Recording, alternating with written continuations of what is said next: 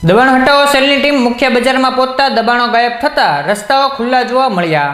મહાનગરપાલિકાનો દબાણ હટાવો સેલ શહેરની મુખ્ય બજારમાં પ્રવેશતા દબાણ કરતા હોય એ ફટાફટ દબાણોને ગાયબ કર્યા હતા, જેના કારણે મુખ્ય બજાર, વોરા બજાર અને પિચ્છલાની સાંકડી ગલી રસ્તાઓ ખુલ્લા જોવા મળ્યા હતા।